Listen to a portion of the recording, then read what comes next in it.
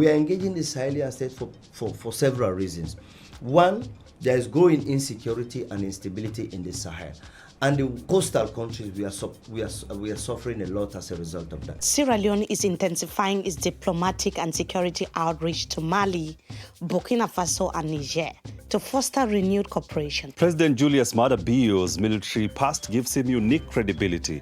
But with economic challenges back at home, how can he manage to foster this cooperation? In order to be able to ensure that this is credible, like the discussion is credible, then there will still need to be real-world results in our country. Sahel juntas have failed to curb jihadist violence, with 165% surge in civilian casualties and spillover refugee flows burdening its neighbors. Sierra Leone itself is facing the pinch of Sahel chaos, with illicit arms, fuel, smuggling and drug routes soaring. All this issue of drug trafficking you are seeing in the coastal countries as a result of the lack of state systems, strong state system and security in the Sahel. There's also cracks between Sahel states and ECOWAS that have continued to widen. So how will Sierra Leone succeed to draw the juntas back towards constitutional returns? And what formula can Bio's administration offer Sahel leaders to prove that civilian rule outperforms juntas? That is our today's conversation.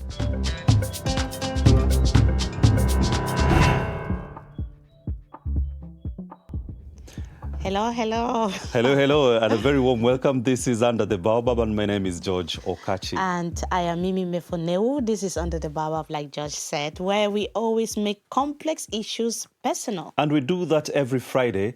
We sit down with policymakers, politicians, and African leaders to break down the issues that matter the most. So what we ask from you is to subscribe and be part of this conversation. And you do that through our YouTube channel, DW Africa. We see a lot of people engaging in the comment section. Please continue to support us, continue to be part of these very interesting and important conversations by subscribing and sharing. We have been to Sierra Leone before, George, yes. And when we went there, we were talking about the economy of the country. Yes. The economy is always very important, but today we want to look at not just the economy still, but we want to see how President Maada Bio is faring. You know, he's been the chairman of ECOWAS, Economic Community of West African States, since he took over from President Bola Tinubu of Nigeria, I think just a few months ago. Yes, so 8 months. He's almost 8 should months. Be. Yes, Yeah. 8 months. Almost a year, clocking a year now. Yes. We want to see what he's been able to do to restore peace, in ECOWAS, in the Sahel region, and bring together, there's been a lot of division in ECOWAS. Yeah, people have been joking that he's the new broker to, return some countries back to civilian rules. And of course, we know that he has a military past as well, him being a junta at some point. And Under the Baobab producer, Bouba Jalloh, was in Sierra Leone and caught up with Sierra Leone's vice president. And by the way, they share a name, Juldeh Jalloh. And he put him to task on this issue. Right. And it's very important that we are talking with the vice president of Sierra Leone about this. Who better has the ears and mouth of the president and the vice president? So West Africa at the moment is facing one of its most fragile times in decades. Military juntas in the Sahel, we've said that already. Yes. ECOWAS is divided. There's also democratic backsliding on the rise. We see the junta leaders waking up every day and shutting down opposition and existing political parties. We've seen that in Burkina Faso. Yes. Where all the political parties were dissolved. Yeah. And then also we saw that in Mali. Yeah. And you see this sort of, military rules and the popularity it gathered at some point. There was a perception that many people are for the military rule. But as you're talking about, the civic space continuing to shrink, then it causes concerns. And more concerning is the spillover effects to other countries in the coastal area, countries that are neighboring the Sahel. Yeah, and we're just kind of curious. Like we said, our colleague Bouba Jalloh was speaking with the Sierra Leone vice president. It's on Sierra Leone now, especially the ECOWAS, Sierra Leone leadership, to see how, President Bola Tinubu was there, and when the coup even happened in Niger, we didn't see much been done to put an end to the coup, to make sure that They were highly constitutional... criticized, actually. Highly criticized. And then Sierra Leone came in. Yes. It's not like when President Bola Tinubu was there, Sierra Leone was not part of ECOWAS. Sierra Leone was part of ECOWAS. It was. But now we're talking about the leadership, because Sierra Leone has the leadership of, but they should have been ECOWAS. able to learn from the mistakes of the Nigerian leadership that was at the helm of ECOWAS at the time, so that they immediately execute, because they knew that it's a rotational kind of leadership. But then, 8 months after, you've just said it. Yes. What has really happened in terms of security in the Sahel? Yeah, so that was the question to the Vice President Juldeh Jalloh. Well, I start with Guinea-Bissau. You know, right now we are presiding. We are having the presidency of ECOWAS. Since the coup took place in Guinea-Bissau, our president have visited there 2 times. I am on my way to Guinea-Bissau to engage the government and to see how we can support the government in the transition process. I'll be going there in the next couple of weeks, and to see how I can work with the government and work with all the other parties, civil society and the opposition party, to support them to a smooth transition. Just 2 days ago, the military government has pulled out a timetable that they want to organize presidential election on the 6th of December. So we are going to engage and then positively to support them to go to a peaceful transition. Have a very short transition. We have succeeded to get them to understand that we are looking forward for a very short transition. And also we have assured them that we are going to be by their side to have a government of national unity so that there is peace, there is stability, and then solicit international support to go to a free and fair elections. On the Sahel, the Sahelian state, of course, they left ECOWAS. We are engaging since we assumed the presidency of ECOWAS. We said our own policy is to engage the Sahelian state. We are engaging the Sahelian state for several reasons. One, there is growing insecurity and instability in the Sahel. And the coastal countries, we are suffering a lot as a result of that. One, as a result of pressure that is coming to the coast. All these issues of drug trafficking you are seeing in the coastal countries as a result of the lack of state systems, strong state system and security in the Sahel. Those pressures are coming back to us. So in the Sahel, we are engaging. My president visited Burkina Faso. My president has visited Mali. We are yet to visit Niger. We continue to engage them. We continue to support them to move towards civilian and constitutional rule. But more importantly, so that we continue to discuss common security concern. Common security concern in the context that while we were in the Security Council, we thought that as a result of the fact that we are representing ECOWAS, it was morally bound upon us to be engaged in the Sahel and to see stability in the Sahel. The question is whether there's actually stability in the Sahel, George, because when I listen to the Vice President Sierra Leone, I'm having the impression that, of course, a coup happened in Guinea-Bissau, but we have other issues in other coup-led countries or junta-led countries that have not been resolved. Definitely. There are a lot of issues, Mimi. So there are a lot of underlying issues. So why would they, I'm not saying they're ignoring, but it looks like that is the case. Enough attention is not being given to Burkina Faso, what happened in Mali, what happened in Niger. But now he's talking a lot more about Guinea-Bissau. That raises a lot of questions there. Yeah, it raises a lot of questions, and it's interesting times to be an ECOWAS, chairperson, or to have the leadership of ECOWAS, because it appeared to be like military leadership was sort of being normalized in that part of the continent. But interesting enough is there was some level of support to this type of leadership by some citizenry. And whether the leadership that is there or African leaders themselves claiming to solve these problems are actually capable of solving them. But because today is not just about the junta leaders, we're also trying to look at, this is the Sierra Leonean vice president. And if he's able, or a country like Sierra Leone or their leadership, they are able to start looking at external problems, they should be able to also solve their problems back home. Because Sierra Leone has its own internal problems. The citizens are not happy about a lot of things that are existing in the country. While facing, these external pressures, there are also a lot of problems plaguing Sierra Leone at the moment. Yes, and the critical question, and this is something that we've had many people, commenting on our social media. How can Sierra Leone project leadership across the region when many of its citizens at home are still, lamenting on a lack of basic needs, Right. very basic needs. Right, we have our facts put together. We always put them down. Yes. In 2022, for instance, protests broke out over rising food and fuel prices in Sierra Leone, with parts of Freetown under curfew after violence took place. Yes, and another issue was youth unemployment, and we're looking at it. It's modest in official figures, but many young people are stuck in informal or unstable jobs, and the frustration runs deep, Mimi. And there has also been, political tensions following elections and public strikes over, the living conditions and, So this how simply people are tells living. us that all is not well at home as well. Definitely. It's true that you cannot always focus on your own problems, but when your own house is on fire, you can't be trying to quench the flames from another person's home when your own house is on fire. So while the government is talking about regional stability and leadership in the Sahel, citizens are complaining, there's no employment in Sierra Leone, access to, even basic needs. It's a problem in the country. So these are some of the issues that our colleague Bouba Jalloh was asking the vice president. How is the government dealing both with these external pressures and international or internal problems plaguing the country? Let's hear what he told us. When we came in 2018, we have been able between 2018 and 2023 reduce maternal mortality in this country by 79%. We have been able to support educational opportunities for young girls. Today, in the last couple of years, we have added about 1.2 million Sierra Leonean kids to the education system.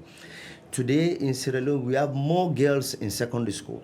We have more women represented in parliament since independence. We have more women in elective posts since independence. Today, women empowerment in this country is at a very high peak. And then now, we are designing new opportunities. Starting in 2025, our Minister of Development was in Bali. They had discussions, outlining the development priorities of the government, and then see how those development priorities of Germany aligns with what we want. And out of the 2025 negotiations, we are able to realize that the German Development Corporation, they want to be very active in food security.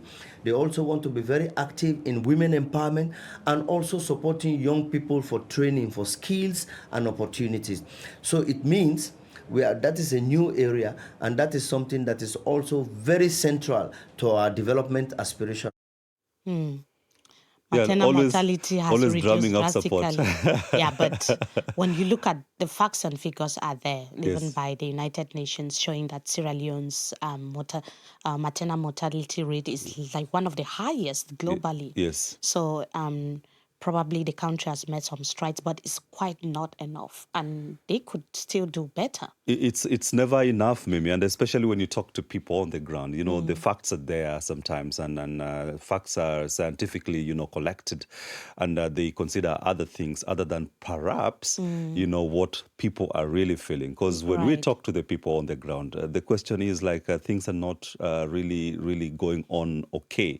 So why are we having, conflicting figures? Why are they saying the economy is doing well? Whereas people are complaining. But like you said, we always want to hear from the people themselves. Our correspondent, Murtala Kamara, spoke to some Sierra Leoneans. Let's hear what they told us.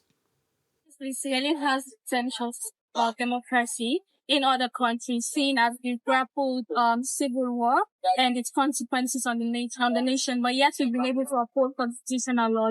However, in order to be able to ensure that this is credible, like the discussion is credible, then there will still need to be real world results in our country, right here in Sierra Leone. We also face social issues such as poverty, high unemployment rates, and drug abuse. However, on fixing regional issue will also result to illegal migration, will also result to crime rates and a host of other social issues.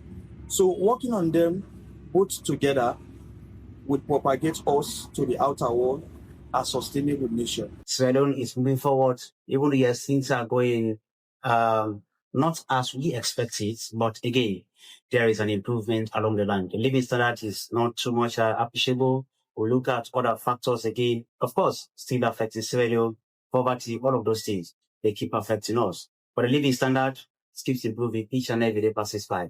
It may not be that much, but as a nation, we are trying to ensure that we fix up the private sector. Of So course, trying. great. That is striking, a very hopeful tone, and Yeah. it's very positive coming from a young person who is, doubling down that, of course, the government has not done what they expected it to do, but as young people, they are also trying to, contribute into the nation building. But the pertinent concern that came out from, the voices we've heard from Sierra Leone is that, yes, we want our country having the leadership of ECOWAS, the entire region, to concentrate on stabilizing the region, ensuring that we can even cooperate with the coup-led countries. But as well, we want the government to deal with internal issues. Yes. And as we've heard from, the interview we had earlier on from the vice president, he was talking about how, countries like Germany is supporting Sierra Leone to achieve this. And it brings the entire issue of dependency on foreign aid, maybe. Yes. And we're seeing a lot of dynamic shift into how foreign aid is being is playing out currently. Yes, he was also basically saying that the days of relying heavily on foreign aid is almost coming to an end, and that Sierra Leone has to start raising and managing more of its own money. It's so great to see, an African leader saying that they want to start relying on their own money, because these countries, they have the resources. Yes. They have what it takes to be able to, manage the economy, provide jobs, and ensure that there's no poverty, there's no hunger in the country. And we keep on wondering why foreign aid is always, they always use foreign aid as an excuse to say, oh, because we don't have enough support, that is why our citizens are suffering. But the fact that he was saying that they want to reduce, the reliance on foreign aid is something that could potentially work for the country if it's taken seriously. Yeah, and it should potentially work. And on surface, that sounds responsible. But raising more money at home only works if people trust the system. If citizens are going to pay more taxes or accept tighter budgets, they need to believe the money is being handled also properly. Accountability issues here. That means that a tax system that is transparent for the people. It means that the government spending is efficient. Any project that the government is promising, the people should be able to see that it's properly been executed. That's when you start talking about success. Yes. In terms of government promises. Yeah, and maybe this leads us to very, tough questions. How much money is actually being lost every year through inefficiency or leakages? What concrete fiscal reforms are already in motion in Sierra Leone? And if foreign aid suddenly drops further, what safety nets are there to, cushion the citizenry? But what is the government really doing about this? Let's hear what the vice president thinks. International development landscape is changing because the Western countries that are the key architect and key vehicle driving development cooperation and support, they also have their own domestic priorities. And their domestic priorities is also impacting on how they see. I think in terms of soft power, everybody that gives you support, they have their own value system. And they want to see that that value system is translated into the kind of cooperation that you develop. Western countries, they are democratic countries. They want to support you and make sure that you respect human rights. You go have free and fair election. It is normal. So I think Western countries are pulling out of development cooperation, not because of soft power. It's because priorities are changing in their capitals, and that priority is also reflected in how they project power. Today, to see a French president sitting down and saying that they are going to build a new warship, it tells you that something is changing in Europe, and that those changes in Europe are going to affect how they project power outside. And one way the Europeans project power outside is through their cooperation, is through their foreign policy processing. So the landscape is changing. But at the same time, I just told the minister, we have been very innovative in how, when we came back from Sevilla, I called the meeting of ministers, I told them, development landscape is changing. The international development window is closing now. So what do? We have to be innovative, and we have to begin to take domestic mobilization, resource serious. We have to begin to take a big role in financing our own development. We are also adjusting to the international development landscape, And be rest assured that at least it is a challenge, but we see it also as an opportunity for us to come together and be innovative of how we support our development as a country. Of course, the vice president there, and we should mention that this was, in the sidelines. The interview was carried on in the sidelines of a meeting between the vice president and the visiting Germany's Minister for Development and Foreign Cooperation.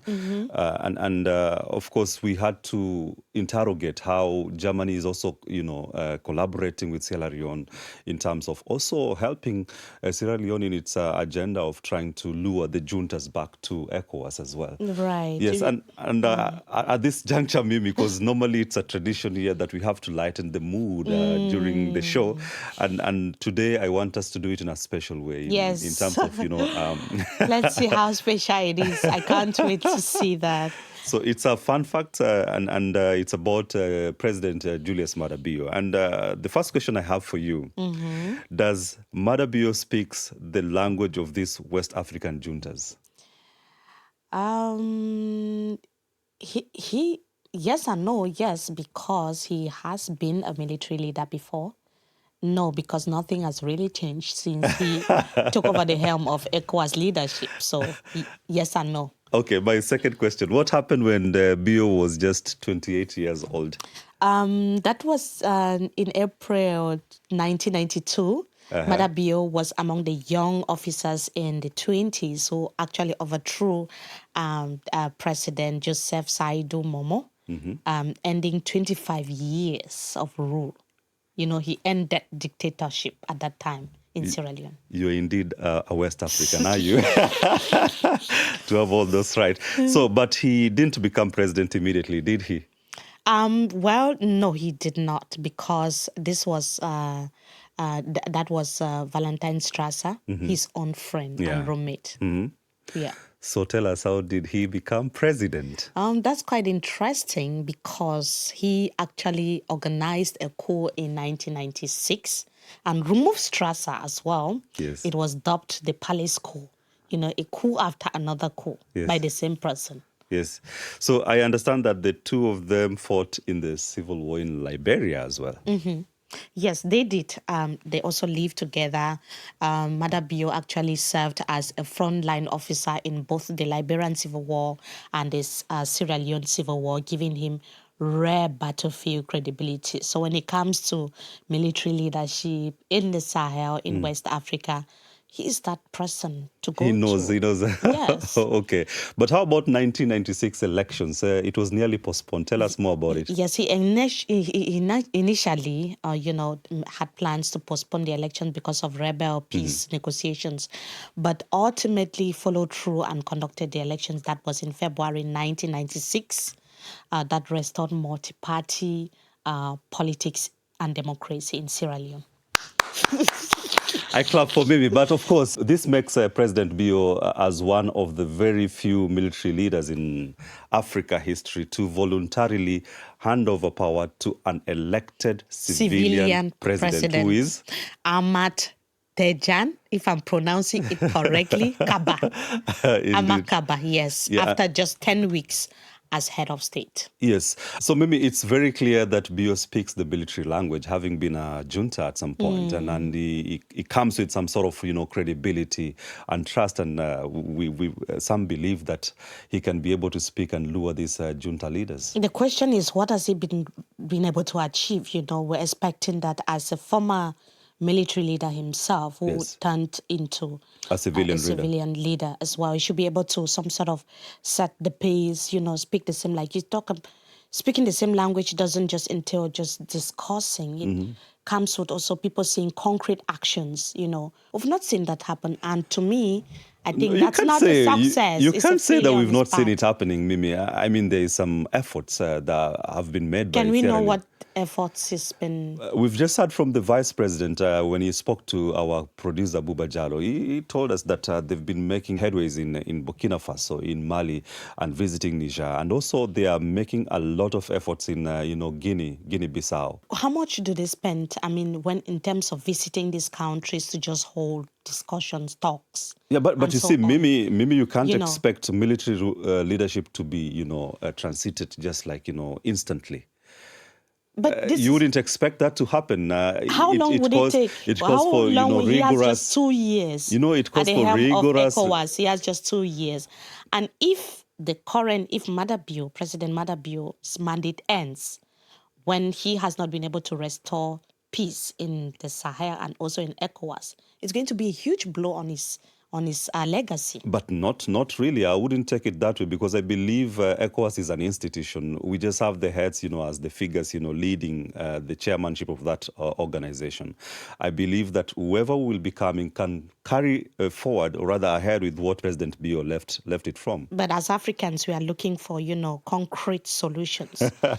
Concrete, but not instant, right? Concrete solutions. Well, not instant, but concrete solutions. But also, yes, you cannot be preaching, stability abroad when credibility at home is also questionable. That is given. We've heard from Sierra Leoneans who are saying that, of course, focus a lot into enhancing stability in the region, because we have the leadership of the regional, outfit, but also make sure that back home things are working. Right. So if you're talking about constitutional order in Bamako, Mali, in Niamey, Niger, or in Ouagadougou, Burkina Faso, there should also be some sort of trust in the country. Yeah, definitely. But also, we cannot ignore the fact, or even fail to speak about the fact that, the instability in Sahel is something that is of concern to the entire region. Because if it is left to spiral, there is a lot of, spillover effects to these particular countries like Sierra Leone, who are feeling the pinch of, the instability in Sahel. Let us hear what the Vice President told us, what